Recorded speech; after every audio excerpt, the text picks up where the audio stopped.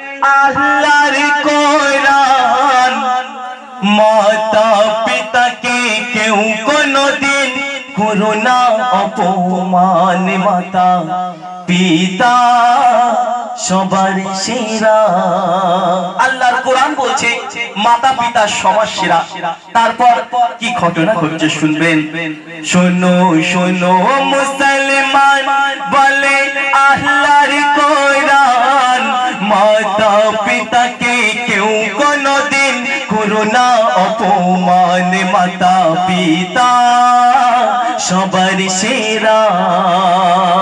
ছিলে তুমি আতুরি ঘরে অসহায়, চিন্তা করো কে বাঁচালো সেই সময়।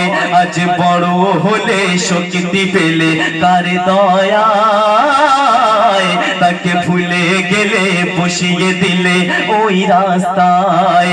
গোসল করা তো যে মা চলে গা মুছিয়ে দিত মা, তাকে তোমরা বলছো পাগল, দয়া মায়া জানি না। মাতা পিতা সবার সেরা। সেই মা জননী 10 মাস 10 দিন গর্ভে ধরে যখন সেই সন্তানকে যখন দুনিয়ার বুকে আনে, আর সেই সন্তান একটু বড় হয়ে তার গায়ে শক্তি আসে, আর সেই সন্তানের যখন একটু জ্ঞান বুদ্ধি বাড়ে, আর সেই সন্তান নাকি বলে সেই মা জননী নাকি দয়া মায়া জানে না। তারপর কি ঘটনা ঘটছে একটু শুনবেন।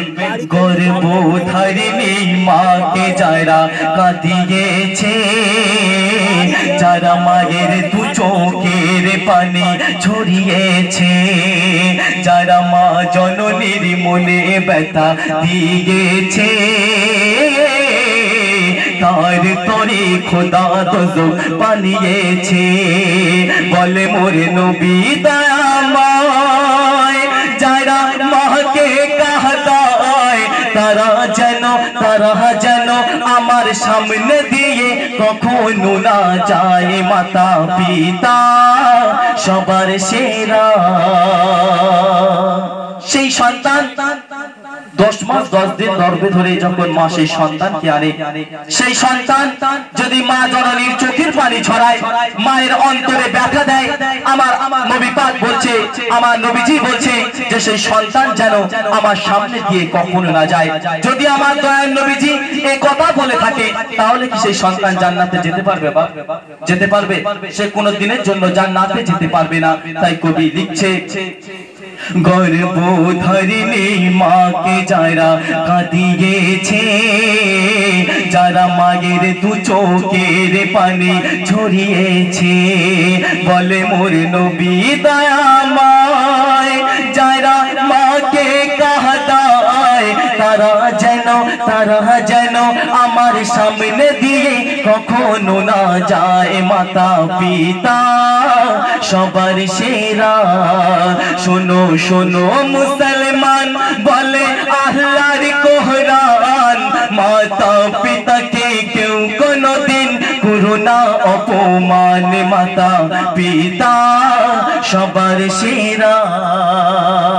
কবি এবার অতি মূল্যবান কথাই লিখছে, যদি মা জননীর দিয়ে দেয় ওই রাজায় রাজে ভান্ডার, মায়ের দুধের দেনা শোধ হবে না ওই রাজার। রাজা যদি মনে করে যে আমি আমার রাজার রাজ ভান্ডারে চাটুকু আছে আমি আমার মায়ের কোলে উৎসর্গ করে দিতে চাই, আমি আমার মায়ের দুধের ঋণ শোধ করতে চাই, শুনে রেখে দেবেন সেই রাজার এক ফোঁটা দুধের ঋণ তার মায়ের শোধ করতে পারবে না। সে তো দূরের কথা, মা জননীকে যদি 7 বার যদি কোনো সন্তান হজ করিয়ে আনে মা জননীকে, তবু সে কিন্তু এক ফোঁটা মায়ের দুধের ঋণ শোধ করতে পারবে না। তাই কবি লিখছে শুনবেন, যদি মা জননীর দিয়ে দেয় ওই রাজায় রাজে ভান্ডার, মায়ের দুধের দেনা শোধ হবে না ওই রাজার।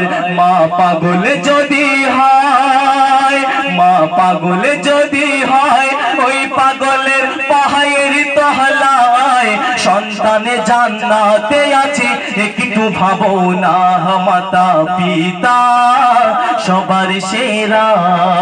শোনো শোনো মুসলমান বলে আল্লাহর কোরআন মাতা পিতাকে কেউ কোনদিন করুণা অপমান মাতা পিতা সবার সেরা। শেষ কথায় কবি কি লিখছে, মা হারালে মা পাবে না এ জগতে, মায়ের মতো এত আপন আর কেউ হবে না রে। কোন সন্তান যদি দুর্ভাগ্যবশত তার মা জননীকে হারিয়ে ফেলে, তার পরিবর্তে সেই মায়ের পরিবর্তে যদি আরেকটি মা আসে, সেই আসল মায়ের ভালোবাসা আর এই মায়ের ভালোবাসার মধ্যে কিন্তু আকাশ পাতাল পার্থক্য থাকবে। তাই কবি লিখছে, মা হারালে মা পাবে না এ জগতে, মায়ের মতো এত আপন আর কেউ হবে না রে। মা যদি প্রাণ খুলে দোয়া করে রে, সেই সন্তানের ভাগ্য খুলে যাবে রে। মা শান্তি যদি পায় আল্লাহ খুশি হয়, সেই সন্তানকে নবী আমার বড় ভালোবাসে। ভাই মাতা পিতা সবার সেরা।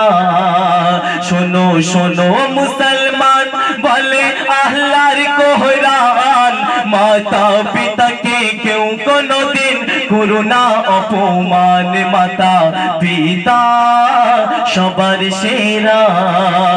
মা হারালে মা পাবে না এ জগতে, মায়ের মতো এত আপন আর কেউ হবে না রে। মা শান্তি যদি পায় আল্লাহ খুশি হয়, সেই সন্তানকে নবী আমার বড় ভালোবাসে। ভাই মাতা পিতা সবার সেরা।